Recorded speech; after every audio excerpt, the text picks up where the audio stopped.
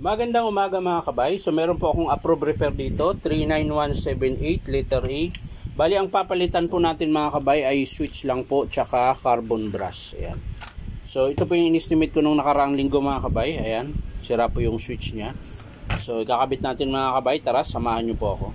So ayan mga kabay, binubuksan ko na po. Nakakalas ko na po yung carbon. Yung carbon niya po na luma. Ayan.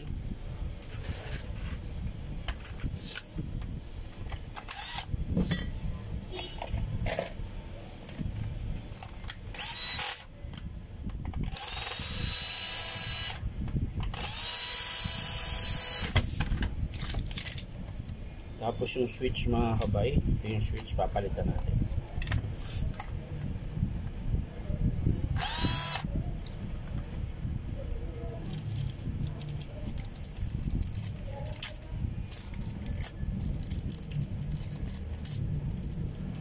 Lilipat lang po natin yung screw.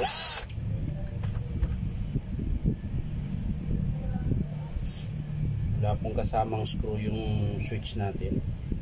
Pero pwede na naman to.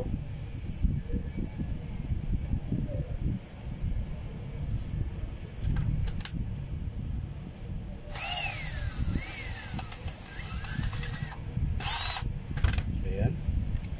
Nakabit na po natin mga kabay. Yun.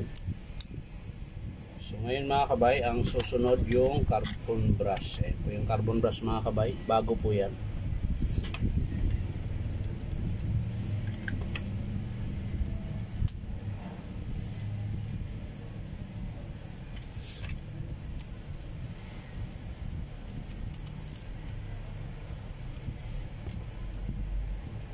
Yan. Tapos na.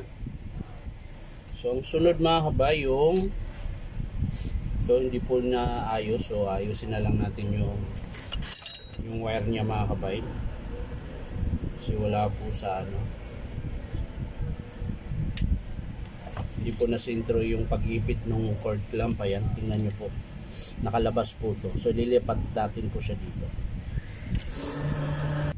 So yan mga kabay, nakabit ko na po yung cord niya, naipit na po siya ng cord clamp. So isasara na po natin mga kabay para matesting natin kung okay na mga kabay.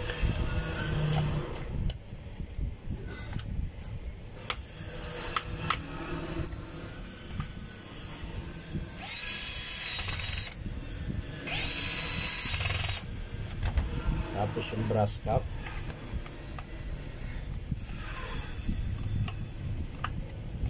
Nakatakip niya.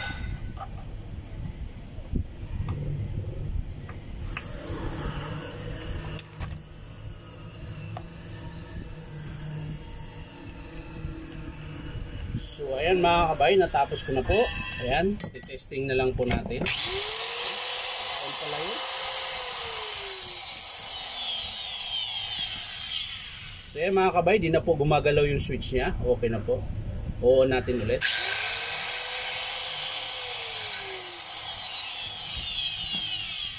So ito lang po yung pinalitan natin mga kabay, yung switch, ayan, sira po yung switch niya, ayan, yung gumagalaw. Tapos yung carbon brush na maiksi. So yan lang po mga kabay, maraming salamat sa panunood at pa-like and share na rin po.